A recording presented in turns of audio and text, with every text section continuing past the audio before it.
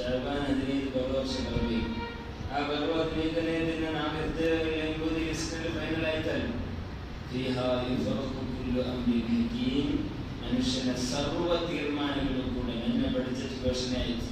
ಎಷ್ಟು ರೂಪಾಯಿಗೆ ಟ್ಯಾಕ್ಸ್ ಇರೋದು? 15 ಲಕ್ಷ ಬೇಕಾ, 10 ಲಕ್ಷ ರೂಪಾಯಿಗೆ ಟ್ಯಾಕ್ಸ್ ಕೊಡಿಸ್ಬೇಕಾ, ಅಥವಾ ಬಸ್ ಟಿಕೆಟ್ ಜಾಸ್ತಿ ಮಾಡಬೇಕು, ಕಂಪ್ಲೀಟ್ ಎಲ್ಲವೂ ಕೂಡ ಲಿಸ್ಟ್ ಆಯಿತು. ಅಲ್ಲಾಹು ನಮ್ಮನ್ನೆಲ್ಲರನ್ನು ಕೂಡ ಒಳ್ಳೆಯ ಲಿಸ್ಟ್ನಲ್ಲಿ ಸೇರಿಸಿ, ಕೆಟ್ಟ ಲಿಸ್ಟ್ನಿಂದ ಅಲ್ಲಾಹು ಕಾಪಾಡಲಿ.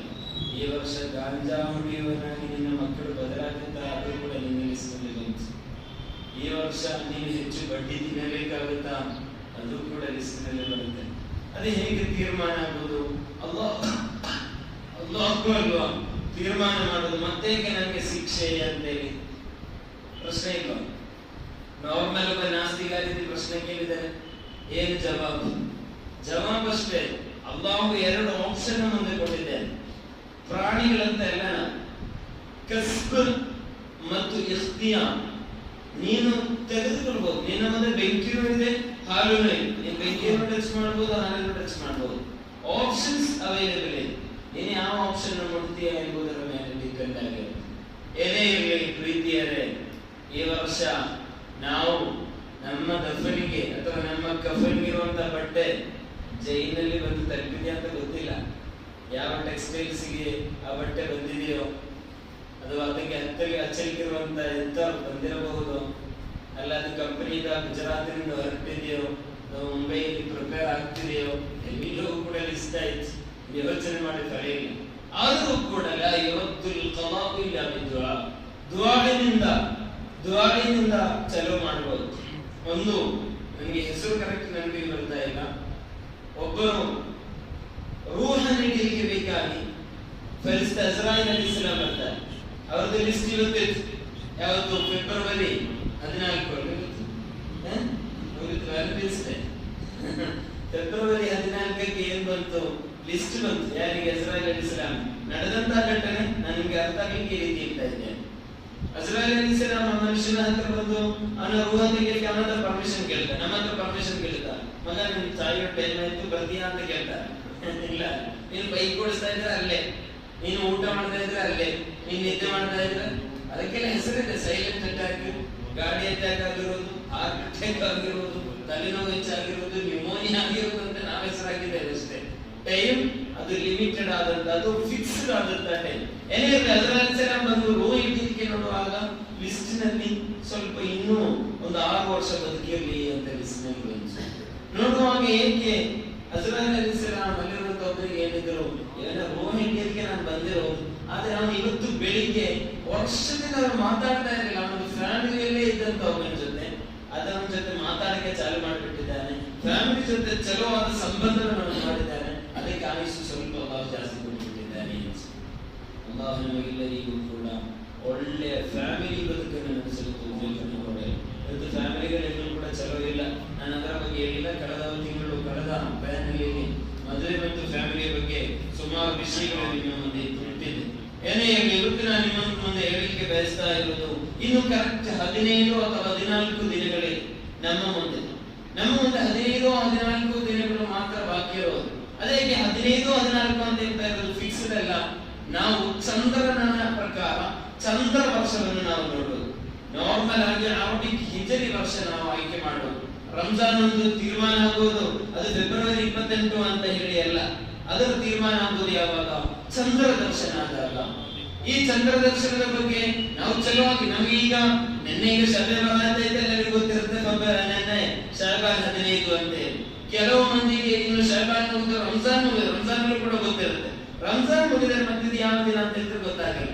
ಅವನು ಜನವರಿನೋ ಮಂಗಳವಾರನೋ ಅಥವಾ ಫೆಬ್ರವರಿನೋ ಅಥವಾ ಏಪ್ರಿಲ್ ಅಂತ ಹೇಳ್ತಾರೆ. ಅರಬಿಕ್ ವರ್ಷದ ಬಗ್ಗೆ ಗೊತ್ತಿಲ್ಲ. ಅದೇಕೆ ಗೊತ್ತಿಲ್ಲ? ಅದು ಬಹಳ ನೋವಿನ ಸಂಗತಿ. ನೆನ್ನೆ ಅಷ್ಟೇ ನಾನೊಂದು ಸ್ಪೀಚ್ ಕೇಳಿದ್ದೆ. ಡಾಕ್ಟರ್ ಹಮ್ಜಾ ಯೂಸುಫ್ ಅಂತೇಳಿ ಅಮೆರಿಕಾದ ಭಯಂಕರ ದೊಡ್ಡ ಒಂದು ಭಾಷಣಗಾರ. ಅಮೆರಿಕಾದಲ್ಲಿ ಅವರು ಇಸ್ಲಾಂ ಕನ್ವರ್ಟ್ ಆಗಿ ಬಂದು ಜೈತೂನ್ ಎಂಬ ದೊಡ್ಡ ಯೂನಿವರ್ಸಿಟಿ ಕಟ್ಟಿ 100 ವಿದ್ಯಾರ್ಥಿಗಳಿಗೆ ಕಲಿಸುವುದರ ಜೊತೆಗೆ ಅಮೆರಿಕಾದಲ್ಲಿ ಇಸ್ಲಾಮಿಕ್ ಪ್ರಾಪಗೇಷನ್ ಮಾಡ್ತಿದ್ದಾರೆ, ದಾವತ್ ಮಾಡ್ತಾ ಇದ್ದಾರೆ. ಡಾಕ್ಟರ್ ಹಮ್ಜಾ ಯೂಸುಫ್ ಅಂತೇಳಿ ಅವರೊಂದು ಭಾಷಣ ನೆನ್ನೆ ಕೇಳಿದೆ.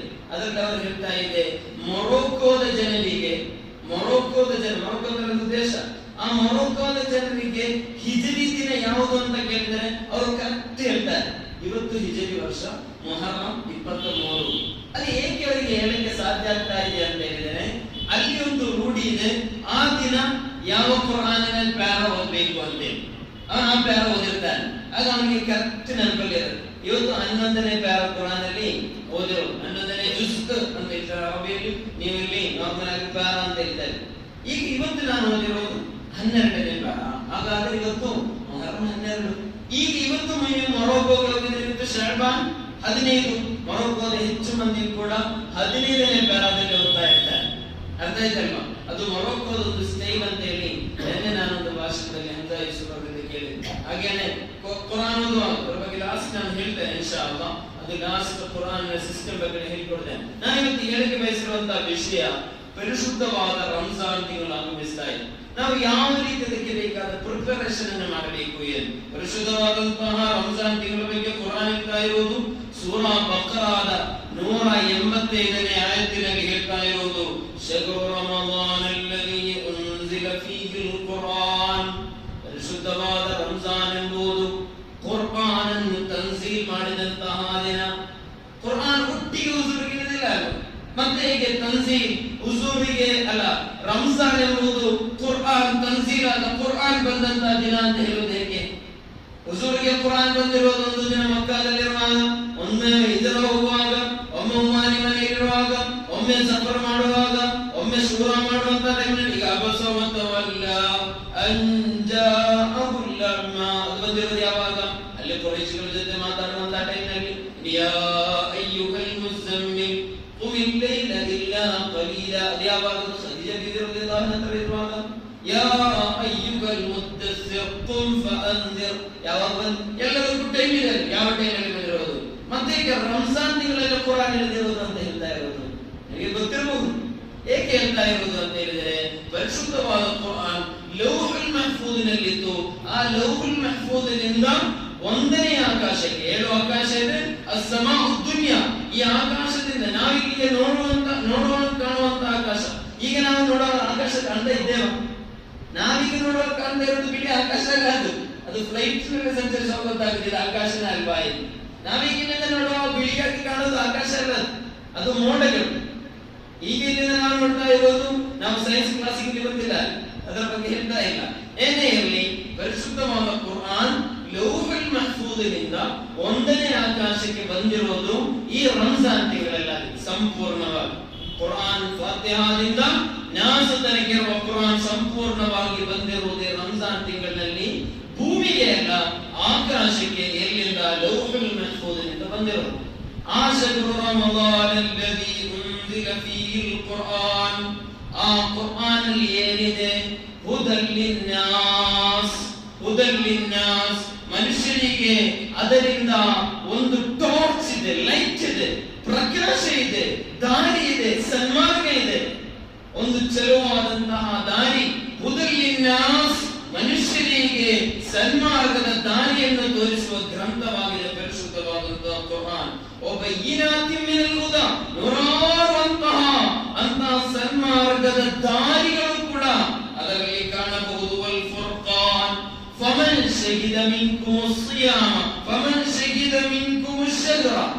ಆ ತಿಂಗಳಿನಲ್ಲಿ ನೀನು ಹಯಾತಿನಲ್ಲಿದ್ದರೆ, ನೀನು ವಿಸಿಬಲ್ ಆದರೆ, ಅವತ್ತು ನೀನು ಪ್ರೆಸೆನ್ಸ್ ಆಗಿದ್ದರೆ, ಫಲ್ಯಸುಮ್, ನೀನು ರೋಜಾವನ್ನು ಹಿಡಿಬೇಕು, ನೀನು ರೋಜಾವನ್ನು ಹಿಡಿಬೇಕು. ಪರಿಶುದ್ಧವಾದಂತಹ ಕುರಾನ್ ಹೇಳ್ತಾ ಇರುವುದು, ವಮನ್ ಕಾನ ಮರೀದ, ನೀನೇನಾದರೂ ರೋಗಿಯಾಗಿದೆ, ರೋಗಿ ಅಂತ ಕೇಳಿದರೆ ತಲೆನೋವು ಅಂತನ, ಜ್ವರ ಎಂದನ, ಕಾಲು ನೋವು, ಹೊಟ್ಟೆ ನೋವು, ಅದೇನಲ್ಲ, ಸ್ಪೆಷಲಿಸ್ಟ್ ಆದಂತಹ ಒಂದು ನಂಬಿಕಸ್ಥನಾದಂತಹ ಡಾಕ್ಟರ್ ಹೇಳ್ತಾನೆ, ನೀನೀಗ ರೋಜಾ ಇಟ್ಟರೆ ನಿನಗೆ ಅದು ಹೆಲ್ತ್ಗೆ ಎಫೆಕ್ಟ್ ಆಗುತ್ತೆ ಎಂದು ನಂಬಿಕಸ್ಥನಾದ ಸ್ಪೆಷಲಿಸ್ಟ್ ಆದಂತಹ ಡಾಕ್ಟರ್ ಹೇಳಿರಬೇಕು. ಎಲ್ಲ ಡಾಕ್ಟರ್ ಹೇಳಿದಂಗೆ ಆಗಲ್ಲ ಅಂತ ನಾನು ಹೇಳುವಾಗ ಗೊತ್ತಾಯ್ತಲ್ವಾ? ಅದು ಹೇಳ್ಬೇಕಾಗಿಲ್ಲ.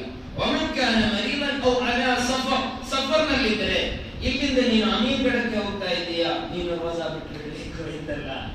ಸಫರ್ ಅಂತ ಹೇಳಿದರೆ ಒಂದು 92 ಕಿಲೋಮೀಟರ್ ಆಗಿರಬೇಕು. ಇಲ್ಲಿಂದ ನೀನು ಬಿಜಾಪುರಕ್ಕೆ ಹೋಗೋದೇನು ಅಷ್ಟು ಕಷ್ಟದ ಸಫರ್ ಏನಲ್ಲ, ಅದು ಸಣ್ಣ ಯಾತ್ರೆಗಳ ಬಗ್ಗೆ ಹೇಳ್ತಾ ಇರೋದೆಲ್ಲ ಸುದೀರ್ಘವಾದ ಮನೆ ಬಿಟ್ಟು ಎಲ್ಲವನ್ನು ಬಿಟ್ಟು ಸುದೀರ್ಘವಾದ ಯಾತ್ರೆ, ಬಹಳ ಎಫೆಕ್ಟಿವ್ ಆದಂತಹ ಒಂದು ಯಾತ್ರೆ. ಆದರೂ ಕೂಡ ಮಹಾತ್ಮರಾದಂತ ಕೆಲವೊಬ್ಬರನ್ನು ನಮಗೆ ಕಾಣಬಹುದು. ಅವರು ಏಕೆ ರಂಜಾನಿನಲ್ಲಿ ಸುದೀರ್ಘವಾದ ಒಂಟೆಗಳ ಮೇಲೆ ಮರುಭೂಮಿಯಲ್ಲಿ ಎಲ್ಲಾ ಬಿಸಿಲಿನ ಒಂದು ಸೆಕೆಯನ್ನು ಅನುಭವಿಸಿ ಯಾತ್ರೆ ಮಾಡುವಾಗಲೂ ರೋಜಾ ಬಿಡ್ತಾ ಇರಲಿಲ್ಲ. ನಾವು ರೋಜಾ ಬಿಟ್ರೆ ನಾನು ರೋಗಿ, ಡಾಕ್ಟರ್ ಹೇಳ್ತಾರೆ ನಾನು ಸಫರ್ನಲ್ಲಿದ್ದೇನೆ ಹೇಳ್ತಾ ಇರಲಿಲ್ಲ. ಅವರ ಹತ್ರ ಶಿಷ್ಯರು ಕೇಳ್ತಾ ಇದ್ರು, ಕುರಾನ್ ಹೇಳಿದೆ ಅಲ್ವಾ ಲಾಂಗ್ ಸಫರ್ ಮಾಡುವಾಗ ರೋಜಾ ಬಿಡಬಹುದು ಎಂದು. ಆ ಸಮಯದಲ್ಲಿ ಮಹಾತ್ಮರು ಅವರಿಗೆ ಕೊಡುತ್ತಿದ್ದಂತ ಉತ್ತರ ಜವಾಬ್ ಏನಿತ್ತು ಗೊತ್ತಾ? ಅವರ ಜವಾಬು, ನಾನೇನಾದರೂ ಈ ದಿನ ಮೌತಾಗ್ಬಿಟ್ರೆ ನನ್ನ ಲಿಸ್ಟಿನ ಕೊನೆಯ ಪೇಜಿನಲ್ಲಿ, ನನ್ನ ರಿಪೋರ್ಟ್ ಪೇಜಿನ ಕೊನೆಯ ಪೇಜಿನಲ್ಲಿ ಕಾಣಕ್ಕೆ ಸಿಗುವುದೇನು, ಅವನಿಗೆ ಬರುವಂತಹ ದಿನ ರಂಜಾನ್ ತಿಂಗಳಾದರೂ ಕೂಡ ರೋಜಾ ಇರಲಿಲ್ಲ. ಅದೊಂದು ಮೈನಸ್ ಪಾಯಿಂಟ್ ಆಗುತ್ತೆ, ಅದೊಂದು ಮೈನಸ್ ಆಗುತ್ತೆ. ಆದ್ದರಿಂದ ನಾನು ರೋಜಾ ಬಿಡಲ್ಲ ಎಂಬುದು ಮಹಾತ್ಮರು ನಮಗೆ ಕಾಣಬಹುದು. ಏನೇ ಇರಲಿ, ಈ ದಿನ ನೀನು ಸುದೀರ್ಘವಾದಂತಹ ಸಫರ್ ಆದರೆ ನೀನು ನೀನೇನು ಬಿಡಬೇಕು ಎಂದಲ್ಲ, ರೋಜಾವನ್ನು ಮಾಡಬೇಡ ಎಂದಲ್ಲ, ನೀನು ರೋಜಾವನ್ನು ಮಾಡಬೇಕು ಅಂತ ಹೇಳ್ತಾ ಇರೋದು. ಯಾವಾಗ? ಬರುವ ವರ್ಷ ರಂಜಾನ್ ಬರುವುದಕ್ಕಿಂತ ಮುಂಚೆ. ಇದೀಗ ರಂಜಾನಿಗೆ 15 ದಿನ ಬಾಕಿ ಇದೆ. ಕಳೆದ ವರ್ಷ ಯಾವುದಾದ್ರೂ ಒಂದು ಸಣ್ಣ ಪುಟ್ಟ ಕಾರಣಕ್ಕೆ ಅಥವಾ ರಿಯಲ್ ಆದ ಕಾರಣಕ್ಕೆ ಬೇಕಾಗಿ ನೀವೇನಾದರೂ ರೋಜಾವನ್ನು ಬಿಟ್ಟಿದ್ರೆ, 15 ದಿನ ಬಿಟ್ಟಿದ್ರೆ ಇವತ್ತಿನಿಂದ ಮತ್ತೆ ಚಾಲು ಆಗಬೇಕು. 14-15 ದಿನ ಕಂಟಿನ್ಯೂ ಆಗಿ ನೀವು ರೋಜಾವನ್ನು ಹಿಡಿಯಬೇಕು, ರೋಜಾ ತೆಗೆದುಕೊಳ್ಬೇಕು, ಕಜಾ ಮಾಡಬೇಕು. ಆ ಕಳೆದ ವರ್ಷ ಬಿಟ್ಟಿರುವಂತಹ ರೋಜಾವನ್ನು ನಾವು ಕಂಪ್ಲೀಟ್ ಮಾಡಬೇಕು. ಅಲ್ಲಾಹು ತೌಫೀಕನ್ನು ಕೊಡಲಿ. ವಿಶೇಷವಾಗಿ ಮಹಿಳೆಯರಿಗೆ ಹೇಳಿಕೊಡಬೇಕು. ಅವರಿಗೆ ಹೇಗಿದ್ರು 5, 6, 7, 8 ರೋಜಾ ಹೋಗಿರುತ್ತೆ. ಅವರಿಗೆ ಕಡ್ಡಾಯವಾದಂತಹ ಹೈದ್ ನಿಫಾಸ್ ಅಂತ, ಇನ್ನೇನಾದರೂ ಡೆಲಿವರಿ ಆಗಿದ್ರೆ ಕೆಲವೊಬ್ಬರು ಅಂತೂ ಏನು ರೋಜಾ ತೆಗೆದುಕೊಳ್ಳುವುದೇ ಇಲ್ಲ. ಮಗು ಹುಟ್ಟಿ 1-2 ತಿಂಗಳಾದರೂ ಕೂಡ ಹೆಲ್ತಿ ಆಗಿದ್ರು ಕೂಡ ವೆಲ್ತಿ ಆಗಿದ್ರು ಕೂಡ ರೋಜಾ ಬಿಟ್ಬಿಡ್ತಾರೆ. ಮಗುವಿನ ಹೆಸರಲ್ಲಿ ಮಗುವಿಗೆ ಹಾಲು ಕೊಡ್ತಾ ಇದೆ ಅಂತ ಹೇಳಿ. ಅಷ್ಟು ಸುಲಭ ಅಲ್ಲ. ಡಾಕ್ಟರ್ ಹೇಳಿರ್ಬೇಕು, ನೀನು ರೋಜಾ ತೆಗೆದು ಮಗುವಿಗೆ ಎಫೆಕ್ಟ್ ಆಗುತ್ತೆ. ಅದು ಎಂತ ಡಾಕ್ಟರ್? ನಂಬಿಕಸ್ಥನಾದಂತಹ ಸ್ಪೆಷಲಿಸ್ಟ್ ಆದಂತಹ ಡಾಕ್ಟರ್ ಹೇಳಿರ್ಬೇಕು. ಇಲ್ಲಿ ಹೆಣ್ಮಕ್ಳಿಗೆ ಹೇಳಿಕೊಡಬೇಕು. ಕಳೆದ ವರ್ಷದ ರೋಜಾ ಏನಾದರೂ ಬಾಕಿ ಇದ್ದರೆ ಬೇಗ ಅದನ್ನು ತೆಗೆದು ಮುಗಿಸಿ ಬಿಡಬೇಕು ಎಂದು ಅಲ್ಲಾಹು ತೌಫೀಕನ್ನು ಕೊಡಲಿ. ಯುರೀದುಲ್ಲಾಹು ಬಿಕುಮುಲ್ ಯುಸ್ರ, ಅಲ್ಲಾಹು ನಿಮ್ಮಿಂದ ಈಸಿಯನ್ನು ಮಾತ್ರ ಇಷ್ಟಪಡ್ತಾ ಇದ್ದಾನೆ. ಎಲ್ಲಾ ವರ್ಷ ರೋಜಾವನ್ನು ತೆಗೆದುಕೊಳ್ಳಲಿದ್ದಾನ? ಒಂದು ವರ್ಷ ಕಂಪ್ಲೀಟ್ ಆಗಿ ರೋಜಾ ಹಿಡಿಬೇಕು ಅಂತ ಹೇಳ್ತಿದ್ದಾನ? ಇಲ್ಲ. 12 ತಿಂಗಳುಗಳ ಕಾಲ ಓಡುವಂತ ಗಾಡಿ ನಮ್ದು ಈ ಗೋಡಿ ಒಂದು ಸರ್ವಿಸ್ ಸ್ಟೇಷನ್ ಅಲ್ಲಿ ನಿಲ್ಲಿಸಕ್ಕಿರ್ತಾ ಇರೋದು. 11 ತಿಂಗಳು ನೀನು ಬೇಕಾದಷ್ಟು ಓಡು, ಆದ್ರೆ 1 ತಿಂಗಳು ನೀನು ಸರ್ವಿಸ್ ಮಾಡಬೇಕು. ನಿನ್ನ ಹೃದಯ, ನಿನ್ನ ಶರೀರದಲ್ಲಿರುವ ಸರ್ವ ಎಲ್ಲವೂ ಕೂಡ ನೀನು ಕ್ಲೀನಿಂಗ್ ಪ್ರೊಸೆಸ್ಗೆ ಅಥವಾ ಸರ್ವಿಸ್ ಇಡಬೇಕಾದಂತಹ ಸಮಯ ಈ ಪರಿಶುದ್ಧವಾದಂತಹ ರಂಜಾನ್ ತಿಂಗಳು. ಆದ್ದರಿಂದ ಅಲ್ಲಾಹ್ ಹೇಳ್ತಾ ಇರೋದು, ಯುರೀದುಲ್ಲಾಹು ಬಿಕುಮುಲ್ ಯುಸ್ರ, ಇದರಿಂದ ನಾನು ಅಲ್ಲಾಹ್ ಉದ್ದೇಶಿಸ್ತಾ ಇರೋದು ಯುಸ್ರಾಗಿದೆ. ವಲಾ ಯುರೀದು ಬಿಕುಮುಲ್ ಉಸ್ರ, ನಿಮ್ಮಿಂದ ಭಯಂಕರವಾದ ಮೆಹನತನ್ನು ಮಾಡಿ ನಿಮಗೆ ಕಷ್ಟ ಕೊಡಲಿಕ್ಕೆ ನಾನು ಬಯಸ್ತಾ ಇಲ್ಲ ಎಂಬುದು. ಆದ್ದರಿಂದ ನಾವು ಚಲುವಾಗಿ ರಂಜಾನಿಗೆ ಪ್ರಿಪೇರ್ ಆಗಬೇಕು. ಹೇಗೆ ರಂಜಾನಿಗೆ ಪ್ರಿಪೇರ್ ಆಗುವುದು? ಪರಿಶುದ್ಧವಾದಂತಹ ರಂಜಾನಿಗೆ ಪ್ರಿಪೇರ್ ಆಗುವಾಗ ನಾವು ಫಸ್ಟ್ ಆಗಿ ತೆಗೆದುಕೊಳ್ಳಬೇಕಾದಂತಹ ತೀರ್ಮಾನ, ಒಂದೇ ಒಂದು ಸಮಯ ನಾನು ವೇಸ್ಟ್ ಮಾಡಲ್ಲ.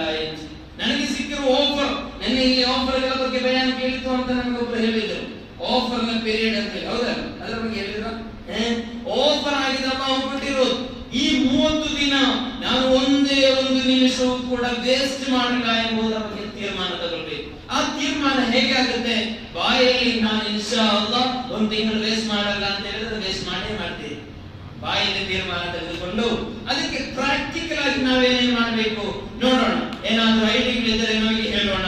ಅದಕ್ಕೆ ಟೈಮ್ ವೇಸ್ಟ್ ಮಾಡಲಿಕ್ಕೆ 2 ಪ್ರಧಾನವಾದಂತಹ ಕಾರ್ಯಗಳಿದೆ ನಮ್ಮ ಮುಂದೆ. ಒಂದನೇದು ದೋಸ್ತುಗಳು, ಅವೈಲೇಬಲ್ ಆದಂತಹ ದೋಸ್ತುಗಳು ಫುಲ್ ಟೈಮ್ ಅವೈಲೇಬಲ್ ಆಗಬಾರ್ದು. ನೀನೊಬ್ಬ ಲೀಡರ್ ಆಗಿರ್ಬೋದು, ನೀನೊಬ್ಬ ಧರ್ಮಗುರು ಆಗಿರ್ಬೋದು, ಫುಲ್ ಟೈಮ್ ಪಬ್ಲಿಕ್ ಅವೈಲೇಬಲ್ ಆಗಿರಬಾರ್ದು. ನೀನೇನ್ ಮಾಡಬೇಕು?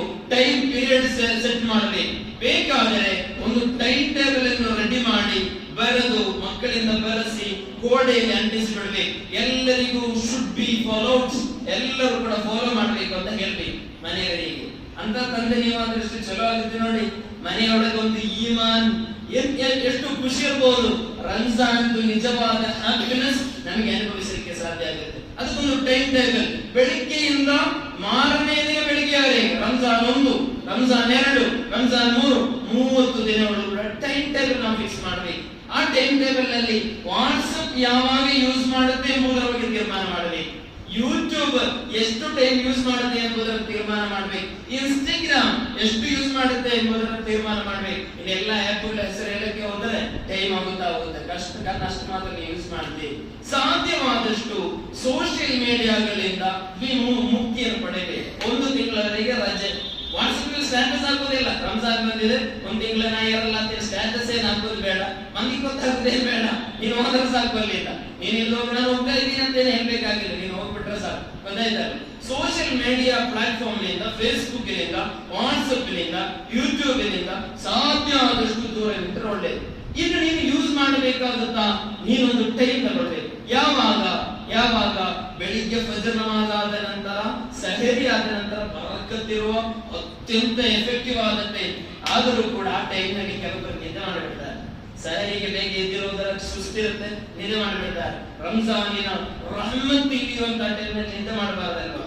ಆ ಟೈಮ್ ಒಂದು ಅರ್ಧ ತಾಸು ನೋಡಕ್ಕೆ ತೀರ್ಮಾನ ಮಾಡಿದ್ರೆ ಚಲವಾಗುತ್ತೆ. ಆದ್ರೂ ಕೂಡ ಬೆಳಗ್ಗೆ ಫೋನ್ ಮಾಡಿದ್ರೆ ಅಷ್ಟು ಚಲೋ ಅಂತ ನಾನು ಹೇಳ್ತಾ ಇಲ್ಲ. ಆ ನಿದ್ದೆಯಿಂದ ಬಚಾವಾಗಲಿಕ್ಕೆ ನಾನು ಹೇಳ್ತಾ ಇರೋದಷ್ಟೇ. ಇಲ್ಲ ಅಂದ್ರೆ ಸಂಜೆ ಒಂದು 5 ಗಂಟೆಯಿಂದ 6 ಗಂಟೆವರೆಗೆ ಮಾತ್ರ ಫೋನ್ ಯೂಸ್ ಮಾಡಬಹುದು. ಆ ರೀತಿ ಒಂದು ಸಿಸ್ಟಮ್ ನಾವು ಡೆವಲಪ್ ಮಾಡಿದ್ರೆ ಚಲೋ ಆಗುತ್ತೆ.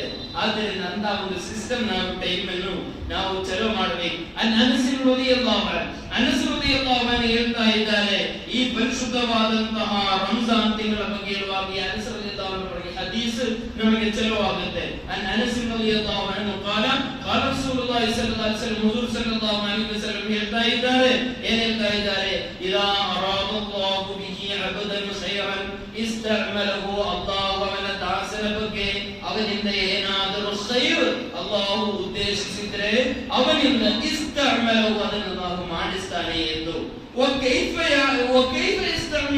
ಅಲ್ಲಿರುವವರು ಕೇಳಿದರು, ಕೈಫ ಯಸ್ತಅಮಿಲು, ಹೇಗೆ ಮಾಡಿಸ್ತಾನೆ ಎಂಬುದರ ಬಗ್ಗೆ ಕೇಳುವಾಗ, ಯುqifuhu ಲಿಅಮಲಿನ್ ಸಾಲಿಹಿನ್, ಅವನಿಗೆ ಒಳಿತನ್ನು ಮಾಡಲಿಕ್ಕಿರುವಂತಹ ಸಮಯವನ್ನು ಅಲ್ಲಾಹು ಕೊಡ್ತಾನೆ ಎಂದು. ರಂಜಾನ್ ನಮಗೆ ಒಳಿತುಗಳನ್ನು ಮಾಡಲಿಕ್ಕಿರುವಂತಹ ಸಮಯ. ಆ ರಂಜಾನ್ ತಿಂಗಳನ್ನು ನಾವು ಚಲವಾಗಿ ಯೂಸ್ ಮಾಡಿಲ್ಲ ಅಂದ್ರೆ ಮತ್ತೆ ಲಾಸ್ಟ್ ನಲ್ಲಿ ಮರಣ ಹೊಂದುವಂತಹ ಟೈಮ್ನಲ್ಲಿ ನಾನು ವಾಪಸ್ ಹೋಗ್ತೇನೆ, ನಾನು ಒಳ್ಳೆಯದನ್ನು ಮಾಡ್ತೇನೆ ಅಂತ ಹೇಳಿದರೆ ಟೈಮ್ ಈಸ್ ನೌ ಎಂಡ್ಸ್, ಮುಗೀತು ನಿನ್ ಕತೆ. ನಿನಗೆ ಎಷ್ಟು ಟೈಮ್ ಕೊಟ್ಟಿದ್ದೇನೆ, ಎಷ್ಟು ಸಮಯ ಕೊಟ್ಟಿದ್ದೇನೆ, ಇಷ್ಟು ಅನುಕೂಲ, ಇಷ್ಟು ಸೌಕರ್ಯಗಳನ್ನು ಕೊಟ್ಟಿದ್ದೇನೆ, ನಿನ್ನದು ಟೈಮ್ ಮುಗೀತು. ಇನ್ನು ನೀನು ಎಷ್ಟೇ ಹೇಳಿದ್ರು ಕೂಡ, ಹೇಗೆ ಕೇಳಿದ್ರು ಕೂಡ ನಿನಗೆ ಟೈಮ್ ಅನ್ನು ಎಕ್ಸ್ಟೆಂಡ್ ಮಾಡಿ ಕೊಡುವಂತಹ ಒಂದು ಅವಸ್ಥೆ ಬರುವುದಿಲ್ಲ.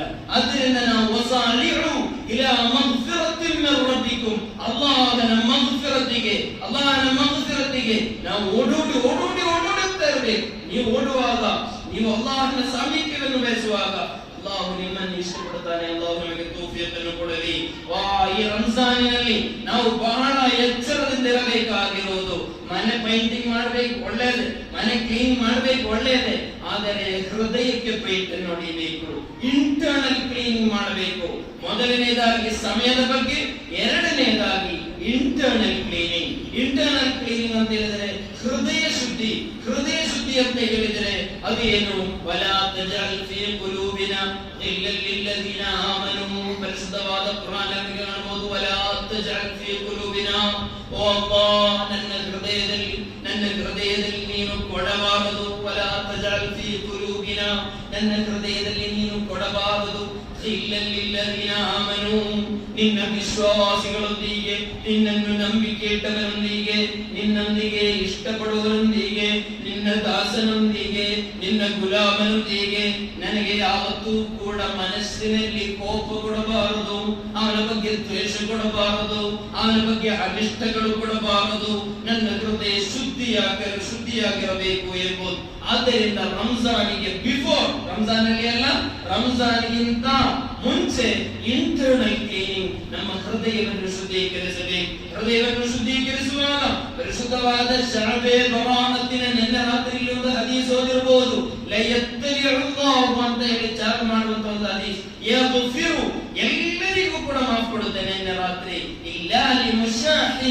ಮುಶಾಹಿನಿಗೆ ಕೊಡೋದಿಲ್ಲ, ಅವ್ಲಿ ಮುಶ್ರಿಕಿನ್ ಮುಶ್ರಿಕ್ಗೂ ಕೂಡ ಕೊಡೋದಿಲ್ಲ, ಮುಶ್ರಿಕ್ಗೆ ಕೊಡಲ್ಲ, ಮುಶಾಹಿನ್ಗೂ ಕೂಡ ಕೊಡಲ್ಲ. ಮುಶಾಹಿನ್ ಅಂತ ಹೇಳಿದರೆ ಹೃದಯದಲ್ಲಿ ಒಬ್ಬನ ಬಗ್ಗೆ ಅಸೂಯೆ ಇರುವವನು, ಹೃದಯದಲ್ಲಿ ಅಹಂಕಾರ ಇರುವವನು, ಹಸದ್ ಇರುವವನು, ಇನ್ನೊಬ್ಬರನ್ನು ಕಂಡ್ರೆ ಆಗಲ್ಲ. ಅಲ್ಲಾಹು ಹೇಳ್ತಾ ಇದ್ದಾನೆ ಪರಿಶುದ್ಧವಾದಂತಹ ಕುರ್ಆನ್ ನಲ್ಲಿ, ಅಲ್ಲಾಹು ಹೇಳ್ತಾ ಇರುವುದನ್ನು ಕಾಣಬಹುದು. ಅಮ್ ಯಹ್ಸುದೂನ ನಾಸ ಅಲಾ ಆತಾಹುಮುಲ್ಲಾಹು ಮಿನ್ ಫದ್ಲಿ. ನೀನು ನಾನು ಕೊಟ್ಟಿರುವುದವನಿಗೆ ನೀನು ಅದರ ಬಗ್ಗೆ ಅಸೂಯೆಯನ್ನು ಪಡುವುದಾ?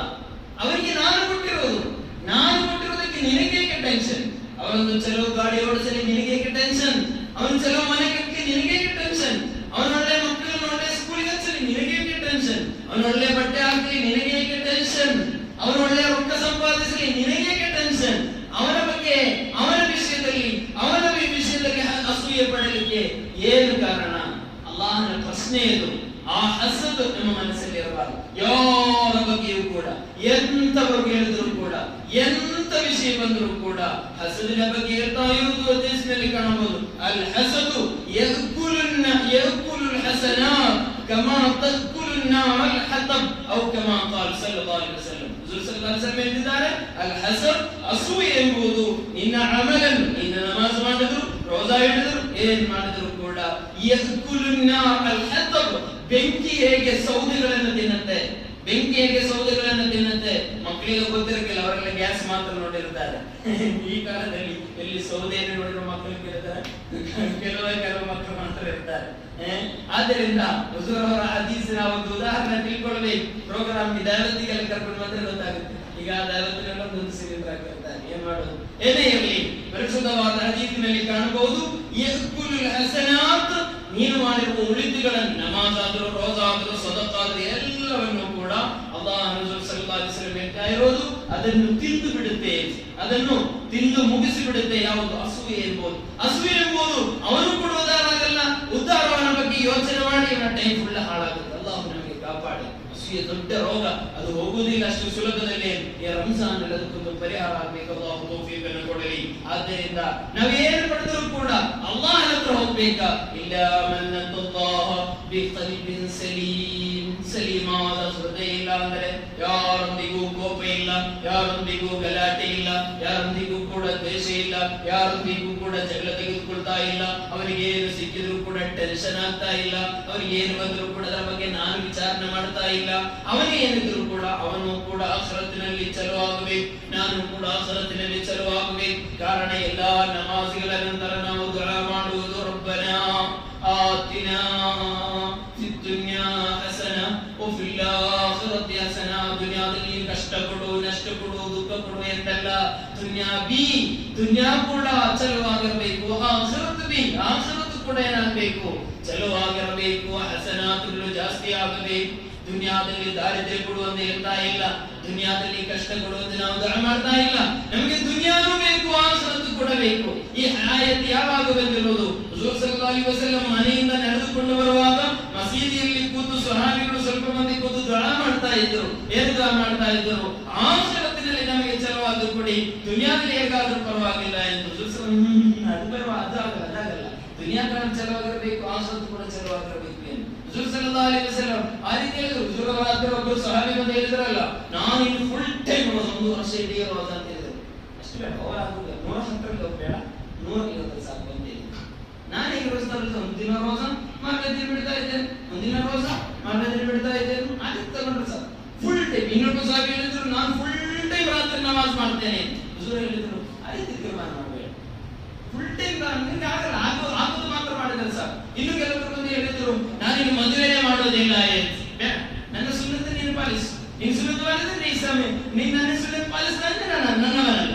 ಆದ್ರಿಂದ ನಾವು ಓವರ್ ಮಾಡಬಾರ್ದು, ಓವರ್ ಸೂಫಿ ಆಗಬಾರ್ದು.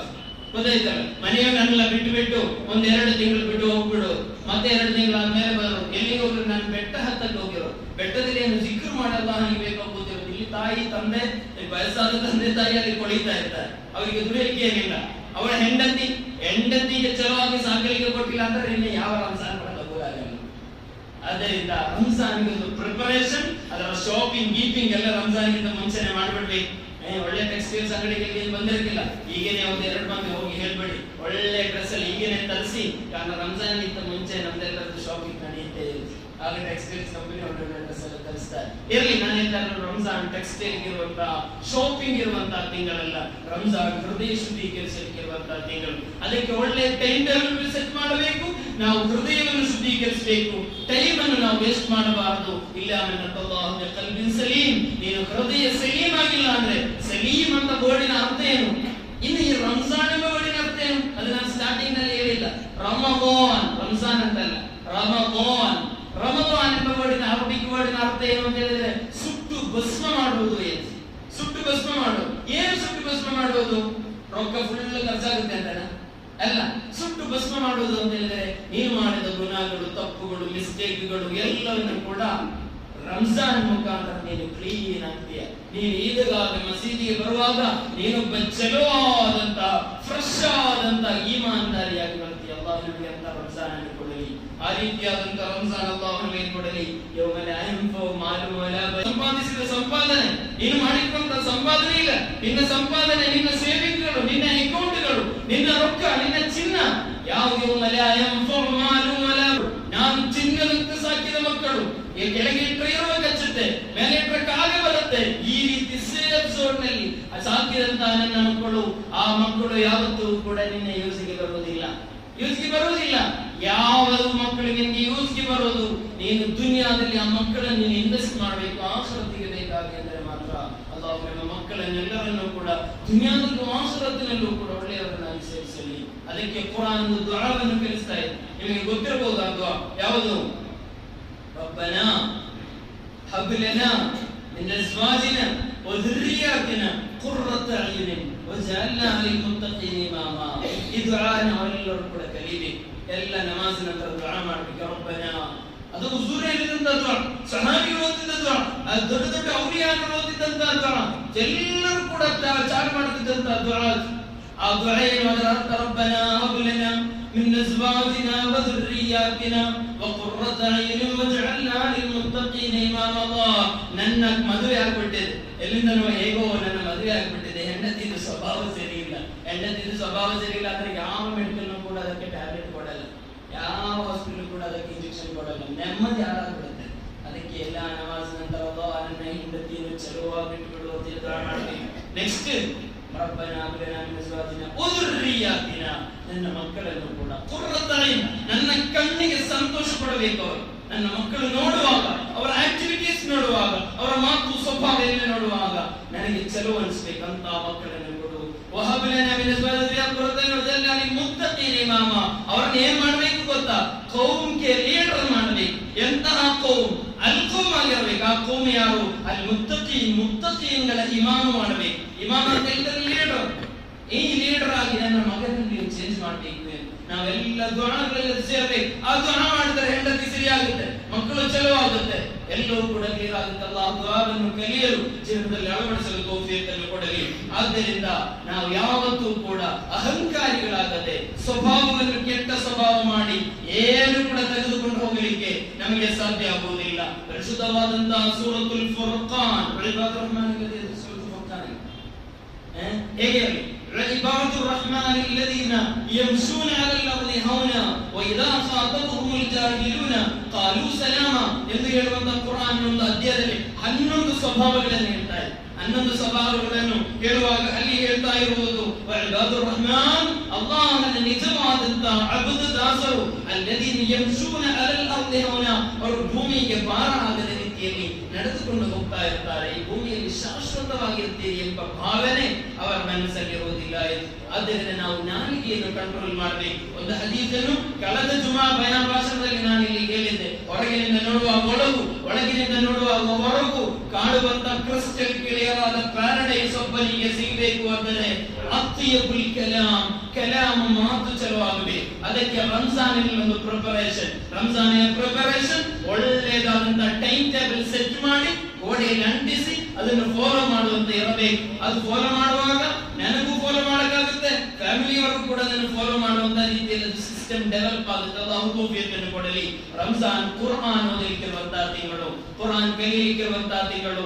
ರಂಜಾನ್ ತಿಂಗಳಿನಲ್ಲಿ ಕನಿಷ್ಠ 3 ಬಾರಿ ಆದರೂ ಕುರ್ಆನ್ ಕಂಪ್ಲೀಟ್ ಆಗಿ ಓದಿ ಮುಗಿಸಬೇಕು. 3 ಬಾರಿ ಆದರೂ ಒಂದು ವೇಳೆ ಕುರ್ಆನ್ ಸೂರ ಅಲ್ಹಮ್ದುಲಿಲ್ಲಾಹಿ ರಬ್ಬಿಲ್ ಆಲಮೀನ್ ನಾಸ್ವರೆಗೆ ಒಂದು 3 ಬಾರಿ. ಹೇಗೆ ಓದುವುದು? ಬೆಳಿಗ್ಗೆ ಫಜರ್ ನಮಾಜಿನ ನಂತರ ಒಂದು ಪ್ಯಾರಾ ಓದೋಣ, ಇನ್ನು ಮಧ್ಯಾಹ್ನದ ನಂತರ ಒಂದು ಫ್ರೀ ಸಿಕ್ಕಿದ್ರೆ ನಿದ್ದೆಯಲ್ಲೇ ಎದ್ದ ಮೇಲೆ ಒಂದು ಪ್ಯಾರಾ ಓದೋಣ, ತರಾವೀಹ್ ನಂತರ ಒಂದು ಪ್ಯಾರಾ ಓದೋಣ. ರಾತ್ರಿ ಕೂಡ ಇಬಾದತಿಗೆ ಇರೋದು. ಕೆಲವೊಬ್ಬರು ತಿಳ್ಕೊಂಡಿರೋದು ಹಗಲಿನಲ್ಲಿ ಸುಮ್ಮನೆ ಎದ್ದು ರಾತ್ರಿಯಲ್ಲಿ ಬೇಕರಿಯಲ್ಲಿ ಹೋಗಿ ತಿನ್ನೋದು, ಕುಡಿಯುವುದು, ಅದಕ್ಕಿರುವ ಟೈಮ್. ರಾತ್ರಿ ಹಗಲಿಗಿಂತಲೂ ಕೂಡ ಪವರ್ಫುಲ್ ಇದೆ. ಆದ್ದರಿಂದ ರಾತ್ರಿ ಆದರೂ ಹಗಲಾದರೂ ತಿನ್ನಲಿಕ್ಕಿರುವ ರಂಜಾನ್ ಅಲ್ಲ. ಒಳ್ಳೆ ಐಟಮ್ ಫುಡ್ ಸಿಗುವುದು ನಮ್ಮ ಕಡೆಗಳಲ್ಲಿ ರಂಜಾನ್ ಇದೆ ಅಲ್ವಾ? ಒಳ್ಳೆ ಬಿರಿಯಾನಿ ಸ್ಮೆಲ್ ಬರೋದು ರಂಜಾನ್ ಇದೆ ಅಲ್ವಾ? ಅಲ್ಲಾಹನ ರಹಮತ್. ನೀವು ಚಲೋ ರೋಜೆ ಇಡುವಾಗ ನಾವು ಬಿರಿಯಾನಿ ಕೊಡ್ತಾ ಇದ್ದಾನೆ ಅಷ್ಟೇ, ಅದೇನು ತಪ್ಪಲ್ಲ ನಾನು ಹೇಳ್ತಾ ಇದ್ದೇನೆ.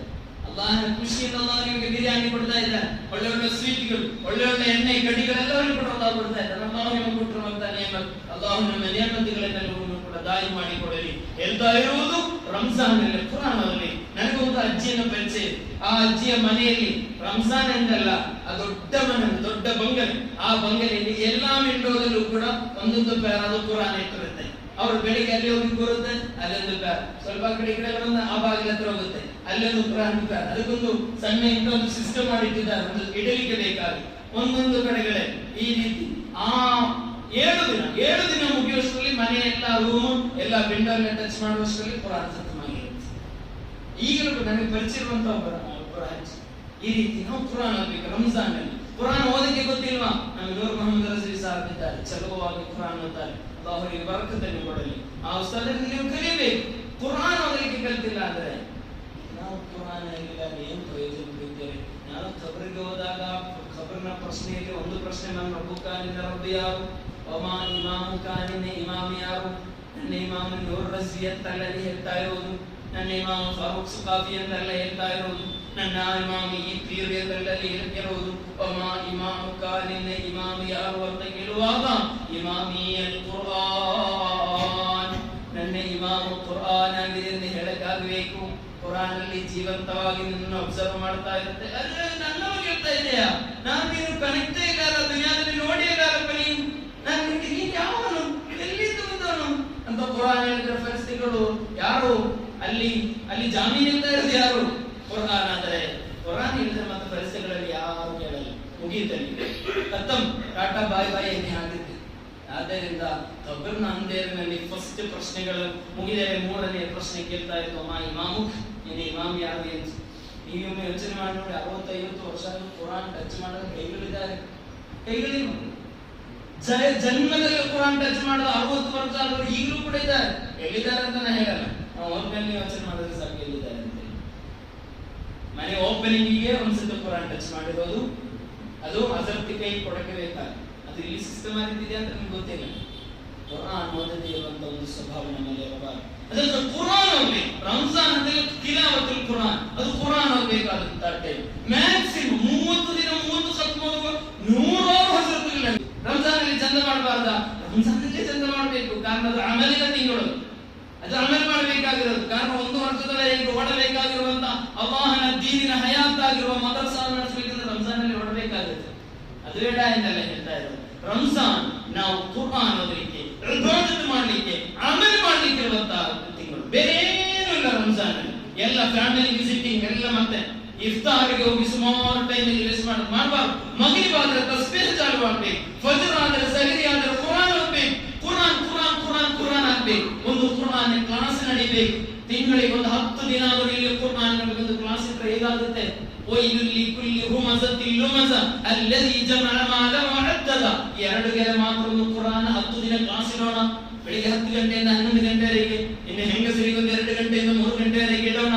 ಕ್ಲಾಸ್ ಇಡುವಂತ 10 ದಿನದಲ್ಲಿ ಮನಸ್ಸು ಚೇಂಜ್ ಆಗಿಲ್ಲ ಅಂದ್ರೆ ನನ್ನ ಹೆಸರು ಚೇಂಜ್ ಮಾಡಬೇಡಿ.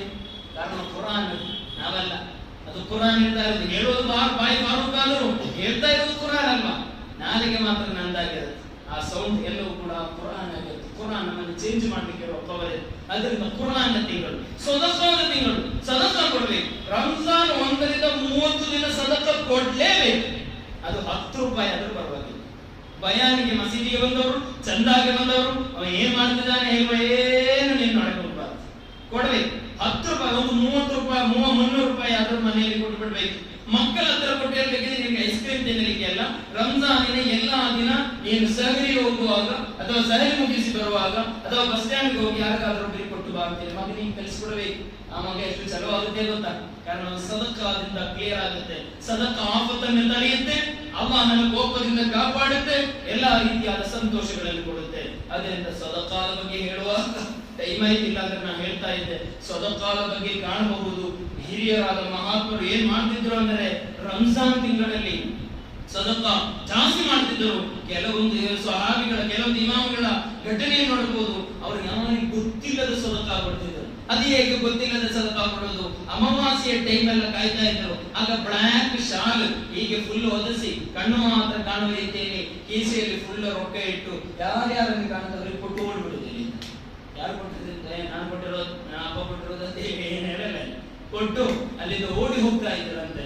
ನಂತರ ಮನಸ್ಸಿನಲ್ಲಿ ಅಪ್ಪ ನಾನಿದು ಸದಕಾವನ್ನು ಕೊಟ್ಟಿರೋದು ಅಂತ ಹೇಳ್ತಾ ಇದ್ರಂತೆ. ಇನ್ನು ಬಡವರಾದ ಕೆಲವೊಬ್ಬರು ಅಂಗಡಿಗೆ ಹೋಗ್ತಿದ್ರಂತೆ.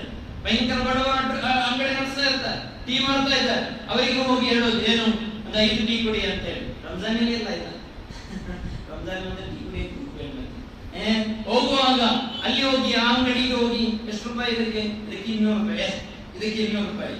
ಇದು ಸುಮ್ಮನೆ ಇರ್ತಾರೆ, ಇದಕ್ಕೆ 500 ಇದೆ, 500 ಕೊಡೋದು. ನಂತರ ಅಲ್ಲಾಹನಿಗೆ ಹೇಳ್ತಾರೆ, ಅಲ್ಲ ನನಗೆ 300 ಸದಕ ಕೊಟ್ಟಿರೋದು ಆಯ್ತು ಹೀಗೆ ಅಂತ. ಎಂತ ಚಲವಾದ ಮನಸ್ಸು. ನಾವಾದ್ರೆ ಒಂದು 5 ಬ್ಯಾನರ್ ಆದ್ರೂ ಫಿಕ್ಸ್ ಮಾಡ್ಬೇಕು. ನಮ್ಗೆ 1000 ರೂಪಾಯಿ ಕೊಟ್ರೆ ಅಥವಾ ರೆಸಿಪ್ಟ್ ಅಲ್ಲಿ ಹೆಸರು ಬರೆಯುವಾಗ ಸರ್ನೇಮ್ ಬರ್ತಿಲ್ಲ ಅಂದ್ರೆ ಮುಗೀತು. ಅಥವಾ ಡೇಟ್ ಏನಾದ್ರು ಆ ಕಡೆ ಅಂದ್ರೆ ನೀವು ತಪ್ಪೆಲ್ಲ ಮಾಡ್ಬೇಕು, ಚೀಟಿ ಕೊಡಬಾರದು, ಅದೆಲ್ಲ ಮಾಡಬಾರದು ಅಂತ ಲೆಕ್ಕ ಕರೆಕ್ಟ್ ಇರಬೇಕು, ಲೆಕ್ಕ ಕರೆಕ್ಟ್ ಇರಬೇಕು. ಆದ್ರೆ ಸದಕಾದ ಸಿಸ್ಟಮ್ ಆಗಿ ಸದಕ ಹೆಸರಿಗೋಸ್ಕರ ಆಗ್ಬಾರ್ದು. ಸದಕಾದಷ್ಟು ಪವರ್ಫುಲ್ ಯಾವುದೂ ಇಲ್ಲ. ಆದರೆ ಸದಕ ಕೊಟ್ಟು ಜಂಬ ಪಡೆದುಕೊಳ್ಳುವಂತದ್ದು ಆಗ್ಬಾರ್ದು. ನಮ್ಮ ಹೃದಯ ಗಲೀಜಾಗುತ್ತೆ. ಸದಕ ಕೊಟ್ಟು ಗಲೀಜಾಗ್ಬಾರ್ದು. ಸದಕ ಕೊಟ್ಟು ಒಳ್ಳೆಯವರಾಗ್ಬೇಕು. 4 ಮಂದಿ ಮುಂದೆ ನನ್ನ ಬಗ್ಗೆ ಭಯಂಕರ ಕೊಚ್ಚಿಕೊಂಡ್ರೆ ಅವನು ಆ ರೀತಿ ಮಾಡಿದ, ಈ ರೀತಿ ಮಾಡಿದ ಅಂತ ಹೇಳುವಾಗ ನಾನು ಪರವಾಗಿಲ್ಲ ಅಂತ ನನ್ನ ಭಾವನೆ ಬಂದ್ಬಿಟ್ಟು ಮುಗಿಯಿತು. ನಾನು ಸದಕ ದುನಿಯಾದಲ್ಲೂ ಇಲ್ಲ, ಆಖಿರತಲ್ಲೂ ಇಲ್ಲ. ಕಾರಣ ದುನಿಯಾದಲ್ಲಿ ನಿನ್ನನ್ನು ಹಾಳು ಮಾಡ್ತಾ ಇದೆ ಅಲ್ವಾ? ಅಲ್ಲಾಹ್ ನಮ್ಮನ್ನು ಕಾಪಾಡಲಿ. ಆದ್ದರಿಂದ ಈ ಪರಿಶುದ್ಧವಾದಂತಹ ರಂಜಾನ್ ತಿಂಗಳಲ್ಲಿ ನಾವು ಒಂದು ತೀರ್ಮಾನವನ್ನು ತೆಗೆದುಕೊಳ್ಳಬೇಕು. ಅದು ಮಾತ್ರ ಹೇಳಿ ನಾನು ಮುಗಿಸ್ತಾ ಇದ್ದೇನೆ. ಈ ರಂಜಾನ್ ನಲ್ಲಿ ನಾಲಿಗೆ ಬೇಡಿ ಹಿಡಿಬೇಕು.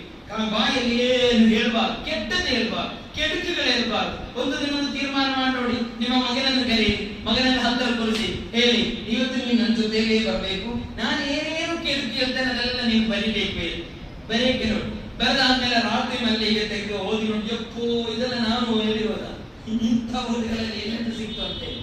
ಆ ರೀತಿಯಾಗಿ ಕೆಲವರು ಡೆವಲಪ್ ಮಾಡ್ತಾರೆ. ಸ್ವಭಾವ ಡೆವಲಪ್ಮೆಂಟ್ ಗೆ ಸೈಕಾಲಜಿಕಲ್ ಆದಂತ ಕೆಲವೊಂದು ಕ್ಲಾಸ್ ಆ ರೀತಿ ಇರುತ್ತೆ. ಅದೆಲ್ಲವೂ ಕೂಡ ನಮಗೆ ಪ್ರಾಕ್ಟಿಕಲ್ ಅದೆಲ್ಲ ಬಯಾನಲ್ಲಿ ಇರೋದು ಬಿಡೋದು ಮುಗಿಯಿತು. ಅಲ್ಲಿ ಚಪ್ಪಲಿ ಆಗುವಾಗ ಇಲ್ಲಿಂದ ಕೇಳಿದ ಬಯಾನಲ್ಲಿ ಅಲ್ಲಿ ಚಂದಿಲ್ಲ ಚಪ್ಪಲಿ ಇಟ್ಟ ಸ್ಥಳದಲ್ಲಿ ನನ್ನ ಬಯಾನೆ ಬಾಕಿ ನಾವು ಹೇಗಿತ್ತು ನಾನು ಆ ರೀತಿ ಆಗ್ಬಾರ್ದು. ಈ ಮಾನ ಆದ್ದರಿಂದ ಈ ರಂಜಾನ್ ಒಂದು ತೀರ್ಮಾನ, ಕೆಟ್ಟ ಒಂದು ಸ್ವಭಾವ ಬಿಡ್ತೇನೆ. ಅದು ಯಾವುದೊಂದು ಸ್ವಭಾವ? ನಾನು ಗಡ್ಡ ಫುಲ್ ಕ್ಲೀನ್ ಮಾಡ್ತಾ ಇದ್ದೆ, ಫುಲ್ ಕ್ಲೀನ್ ಮಾಡ್ತಾ ಇದ್ದೆ, ಹುಜೂರ್ ಅವರ ಸುನ್ನತ್ ಅಷ್ಟು ಪಾಲಿಸ್ತಾ ಇಲ್ಲ. ಈ ರಂಜಾನ್ ಒಂದು ತೀರ್ಮಾನ, ಇನ್ಶಾ ಅಲ್ಲಾಹ್ ಗಡ್ಡ ಹುಜೂರ್ ಸುನ್ನತ ಪ್ರಕಾರ ನಾನು ಬಿಡ್ತೇನೆ ಅಂತ ಹೇಳಿ ಒಂದು ಹೇಳಿರೋ. ಇನ್ನು ಬೇರೆನೂ ಇದೆ. ನಾನು ಎಲ್ಲ ಶುಕ್ರವಾರ ಒಬ್ಬರನ್ನು ಕರೆಕ್ಟ್ ಕಟ್ ಮಾಡ್ತೇನೆ. ಎಲ್ಲ ಕಡೆ ಉಗುಳುವುದಿಲ್ಲ. ರಂಜಾನ್ ನಲ್ಲಿ ಎಲ್ಲರೂ ಕೂಡ ಉಗುಳುವಂತ ಒಂದು ಸ್ವಭಾವ, ಎಲ್ಲ ಕಡೆ ಉಗುಳ್ಬೇಕ. ನನ್ನ ಒಬ್ಬರು ಟೀಚರ್ ಆ ಸ್ಕೂಲಿಗೆ ಹೋಗಕ್ಕಾಗಲ್ಲಪ್ಪ, ಮುಸ್ಲಿಮ್ಸ್ ಜಾಸ್ತಿ ಇರುವಂತ ಸ್ಕೂಲ್. ಆ ಸ್ಕೂಲಲ್ಲಿ ಹೇಳಿದ್ರು, ನೀನು ಅಲ್ಲಿ ಹೋಗಕ್ಕಾಗಲ್ಲ, ರಂಜಾನ್ ಎಲ್ಲ ಮಕ್ಕಳು ಉಗಿಯಕ್ಕೆ ಚಾಲು ಮಾಡ್ತಾರೆ. ರಂಜಾನ್ ಅಂದ್ರೆ ಆ ಟೀಚರ್ ಮನಸ್ಸಲ್ಲಿ ಬಂದಿರೋದು ಮಕ್ಕಳು ಉಗುಳುವಂತ ತಿಂಗಳು ಅಂತ. ಆ ರೀತಿ ಆಗಬಾರ್ದು. ನಾವು ಎಲ್ಲ ಕಡೆ ಉಗುಳುವುದಲ್ಲ, ಭಯಂಕರ. ಅದಕ್ಕೆ ಎಲ್ಲರ ಮಧ್ಯೆ ಒಬ್ಬೊಬ್ಬರು ಮಾತಾಡುವ ಹೌದು ಬೇಕು ಉಗುಳುವುದು ಅಲ್ಲ. ಎಲ್ಲರ ಬಗ್ಗೆಯೂ ಕೂಡ ಸ್ವಲ್ಪ ಒಂದು ರೆಸ್ಪೆಕ್ಟ್ ಕೀಪ್ ಮಾಡಿ ಉಗುಳಬೇಕಾದ. ಹುಜೂರ್ ಸಲ್ಲಲ್ಲಾಹು ಅಲೈಹಿ ವಸಲ್ಲಂ ಎಡಭಾಗಕ್ಕೆ ಮಾತ್ರ ಉಗುಳ್ತಾ ಇದ್ದಾರೆ. ಸಹಾಬಿಗಳ ದೊಡ್ಡ ದೊಡ್ಡ ಮಹತ್ವ ಘಟನೆಗಳು ನಾವು ನೋಡಬಹುದು. ಬಲಭಾಗಕ್ಕೆ ಉಗುಳಿದ ಕಾರಣಕ್ಕೆ ಒಂದು ದಿನ ಪೂರ್ತಿ ನಮಾಜ್ ಮಾಡಿರೋದು, ಸುನ್ನತ್ ನಮಾಜ್. ಒಂದೇ ತಪ್ಪ ಅವ್ರು ಮಾಡಿದ ಬಲಭಾಗಕ್ಕೆ ಗೊತ್ತಿಲ್ಲದ ಉಗುಳಿಬಿಟ್ಟು ಅದೆಲ್ಲ ನಾವು ಮಾಡದೆ ಚಲೋವಾದದ್ದು. ಇನ್ನೊಂದು ತೀರ್ಮಾನ ಯಾವುದು ಅಂತ ಕೇಳಿದರೆ, ಕೆಟ್ಟದನ್ನು ಬಿಡ್ತೇನೆ ಅಂತ ತೀರ್ಮಾನ ಮಾಡಿದ್ದೇವೆ ಅಲ್ವಾ? ಹೊಸದಂತ ಈ ಜಾಲಿಯ ರಂಜಾನ್ ಮೂಲಕ ಚಾಲು ಮಾಡ್ತೇನೆ. ಅದು ಯಾವುದು? ಇನ್ನು ನಾನು ಜನ್ಮದಲ್ಲಿ ನಾನು ಮಸೀದಿಯ ಜಮಾತಕ್ಕೆ ತಪ್ಪಿಸಲು ತೀರ್ಮಾನ ಮಾಡಕ್ಕಾಗದ. 30 ದಿನ ಟ್ರೈನಿಂಗ್ ಸಿಗ್ತಾ ಇಲ್ವಾ? ಅಥವಾ ಇನ್ನು ನಾನು 30 ದಿನ ಸಹರಿಗೆ ತೇರುವಾಗ ಸಲಾತುಲ್ ಲೈಲ್ ತಹಜ್ಜುದ್ ಮಾಡಬೇಕು ಅಲ್ವಾ? ತಹಜ್ಜುದ್ ಮಾಡಬಹುದಲ್ವ? ಇನ್ನು 10 ವರ್ಷ ಪೂರ್ತಿ ಕಂಟಿನ್ಯೂ ಮಾಡಕ್ಕಾಗುತ್ತಾ? ಟ್ರೈ ಮಾಡ್ಬೇಕು. ನಿದ್ದೆ ಬಿಡಲಿಕ್ಕೆ ಕಲಿಬೇಕು. ನಿತ್ಯಕ್ಕೆ ಅಸಾಧ್ಯಾದಷ್ಟು ಕಂಟ್ರೋಲ್ ಮಾಡ್ಬೇಕು, ನಿತ್ಯ ಬಿಡ್ಲಿಕ್ಕೆ ಟ್ರೈ ಮಾಡ್ಬೇಕು. ಇನ್ನು ರವಾತಿಬ್ ನಮಾಜಿನ ನಂತರ ಅದರ ಮುಂಚೆ ಇರುವಂತಹ ನವಾಫಿಲ್ ಸುನ್ನತ್ ನಮಾಜ್ಗಳಿರ್ತಲ್ಲ, ಅದನ್ನು ಇನ್ಶಾ ಅಲ್ಲಾಹ್ ನಾನು ಜನ್ಮದಲ್ಲಿ ಬಿಡಲ್ಲ ಅಂತ ತೀರ್ಮಾನ ಮಾಡಬಹುದು. ಈ ರೀತಿಯಾಗಿ ನನ್ನ ಚಲೋವಾದಂತಹ ಒಂದು ನಮಾಜನ್ನು, ಒಂದು ಚಲೋವಾದಂತಹ ಒಂದು ಜೀವನ ವ್ಯವಸ್ಥೆಯನ್ನು ಮಾಡಲಿಕ್ಕೆ ಈ ರಂಜಾನ್ ಕಾರಣ ಆಗಲಿ ಎಂದು ಮಾತ್ರ ಹೇಳುತ್ತಾ